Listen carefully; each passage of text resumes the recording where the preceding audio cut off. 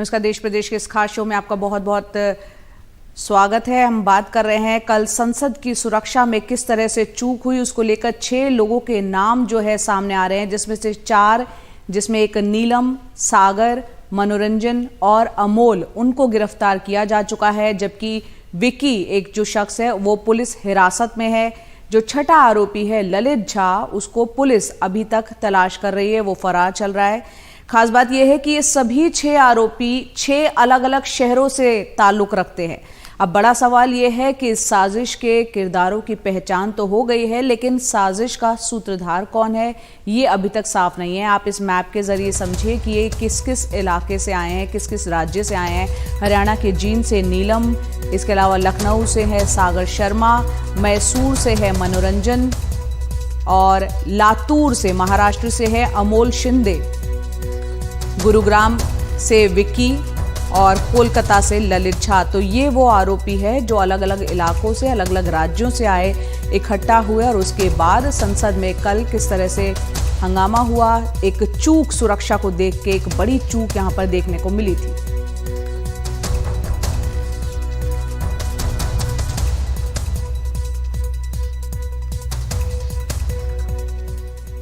और अब आपको उस जगह पर लिए चलते हैं, गुरुग्राम के उस इलाके में जिस मकान में ये जो आरोपी हैं वो ठहरे थे। हमारे सहयोगी रवीश रंजन वहां पर पहुंचे क्योंकि संसद पर स्मोक बॉम्ब ले जाने की पूरी प्लानिंग बताया जा रहा है यहां पर रची गई थी। विक्की के गुरुग्राम के सेक्टर 7 के घर पर 5 आरोपियों ने 10 तारीख को यहां पर बैठक भी की थी। पड़ोसियों ने जो विक्की शर्मा है उनके बारे में क्या कहा, देखते हैं रवीश रंजन शुक्ला की इस रिपोर्ट में। संसद हमले के जो 5 आरोपी हैं वो गुरुग्राम के सेक्टर 7 एक्सटेंशन के इसी घर में ये लोग रुके थे और ये बताया जा रहा है कि 10 तारीख को ये 5 आरोपी जो है वो विशाल शर्मा उर्फ विक्की के इस घर में रुके थे। आप देखिए कि उसके बाद में गुरुग्राम पुलिस यहाँ पर तैनात है और इस घर में विशाल शर्मा अपनी वाइफ और बच्ची के साथ में रहता था। अभी उसकी जो पत्नी है वो पुलिस की हिरासत में है और बेटी जो नाबालिग है वो घर के अंदर मौजूद है। लेकिन ये बताया जा रहा है कि 10 तारीख को ये जो 5 आरोपी हैं वो इसी गुरुग्राम के सेक्टर 7 के इस घर में रुके और उसके बाद में इसी घर में इन लोगों ने 5 जो आरोपी हैं इन लोगों ने प्लानिंग की थी और उसके बाद में इन लोगों ने संसद भवन में वो ये स्मोक बम लेकर पहुंचे। ये आप देख सकते हैं कि ये सेक्टर 7 एक्सटेंशन का ये पूरा इलाका है और ये जो घर है ये विशाल शर्मा उर्फ विक्की का है। हालांकि जो ललित झा नाम का शख्स है जो विक्की का दोस्त है वो अभी फिलहाल फरार है और विशाल शर्मा और विक्की के बारे में बताया जा रहा है कि एक्सपोर्टर एक हैं, उनका वो ड्राइवर है, यानी ड्राइवर का काम करता है। एक्सपोर्ट इंपोर्ट की एक कंपनी है, उसमें वो गाड़ी चलाता है और यहाँ इस घर में पहले वो अपनी दादी के साथ में रहता था। दादी की मौत के बाद में अब वो बीते 2 साल से अपनी पत्नी और बच्ची के साथ में रहता है। कल रात को पुलिस यहाँ पर आई थी, उसकी जो पत्नी है राखी, उसको हिरासत में पुलिस लेकर पूछताछ कर रही है। लेकिन ये सेक्टर 7 एक्सटेंशन की ये वो गली है जहाँ पर विशाल शर्मा का घर है। 10 तारीख को ये जो 5 आरोपी हैं वो इसी घर में आए थे और ये बाकायदा यहाँ पर रुके थे। कहा यह जा रहा है कि इसी घर में पूरे साजिश की प्लानिंग की गई। ये भी कहा जा रहा है कि जो ये आरोपी हैं और जो खुद विशाल शर्मा है, ये 1-1.5 साल पहले इनकी बाकायदा जो है वो बैठक हो चुकी थी और इसकी जो प्लानिंग है वो काफ़ी दिनों से हो रही थी। तो ये इनके पड़ोसी हैं, विशाल शर्मा के पड़ोसी भी हैं। क्या नाम है सर आपका? KN स्वामी।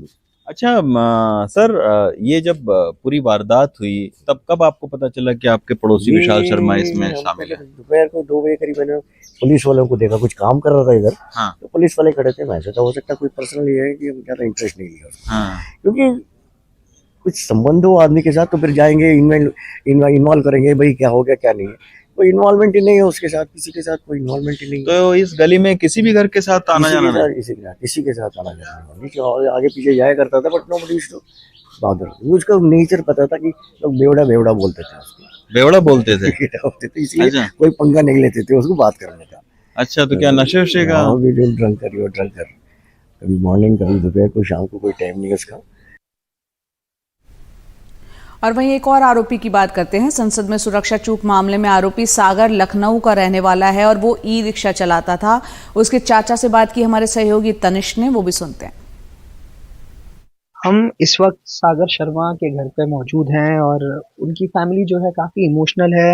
हम सबसे पहले जानना चाहेंगे, हमारे साथ जुड़े हुए हैं सागर शर्मा के मामा जी प्रदीप शर्मा। सबसे पहले जानना चाहेंगे उनसे कि क्या कहना है उनका जो कल हुआ उसको लेकर। ये इसकी छानबीन हो, क्या कहूँगा, गवर्नमेंट छानबीन करे अच्छे से, जिसका जिसका हाथ है उसको पकड़े, जो निर्दोष है उसको छोड़े। क्योंकि कुछ लोग तो यूं ही फंसा भी दिए जाते हैं ना, लालच में कहीं ना कहीं फंसा दिए जाते हैं। कोई भी लालच हो सकती है, दिमाग इतना होशियार सबका नहीं होता है, फंस जाते हैं बच्चे छोटे घर के। कभी आपको लगा कि कुछ इस तरीके का हो सकता है? मुझे नहीं, अचानक में लगा, तभी सदमा है, काफी अफसोस है मुझे, क्योंकि जो चीज कभी दिखी नहीं और अचानक में यूं दिख रही थी, कभी दिखा नहीं कुछ। दिखता तो मैं जरूर अभी बताता कि कभी कुछ दिखा था। ये रिक्शा क्यों चलाएगा व्यक्ति जब ये सब करेगा? वो शांत से रहेगा, वो ये सब काम थोड़ी नहीं करेगा। छोटी मोटे बहुत से काम करें अपने, ये सब तो नहीं करेगा। मजदूरी भी की है मेरे साथ बैठे, फर्नीचर का काम करता हूँ, वो इतने छोटे छोटे काम तो नहीं करेगा मुझे लगता, जो इतनी पोजीशन में पहुंचा होगा। कहीं ना कहीं किसी ने फंसा दिया।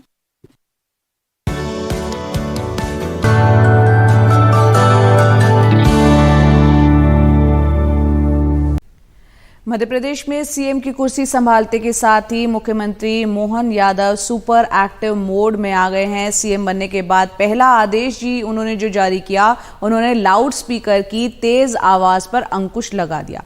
इस आदेश के मुताबिक धार्मिक और सार्वजनिक स्थलों पर लाउड स्पीकर अगर निर्धारित डेसिबल से ज्यादा आवाज में बजता सुनाई दिया तो इस पर प्रतिबंध लगाया जाएगा।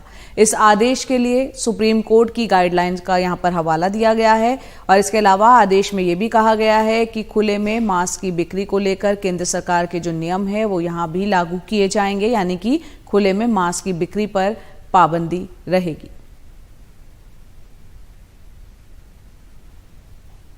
वैसे तो सबको मालूम है सुप्रीम कोर्ट ने गाइडलाइन दी है ध्वनि विस्तारक यंत्रों को लेकर के, तो ध्वनि विस्तारक यंत्रों को तो अपनी तय समय सीमा के अंदर और जो उनकी मर्यादा उसमें उनको अपनी उपयोग करना चाहिए। उस नाते से हम कोशिश कर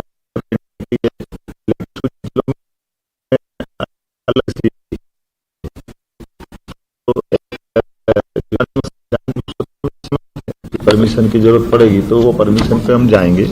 अगर बगैर परमिशन कोई चला, इसको हम पसंद नहीं करेंगे। मैंने सभी धार्मिक स्थल की बात कही। हमने कहा कि धार्मिक स्थल पे अगर कोई इस सीमा का उल्लंघन करेगा तो उसके लिए कार्रवाई करेंगे।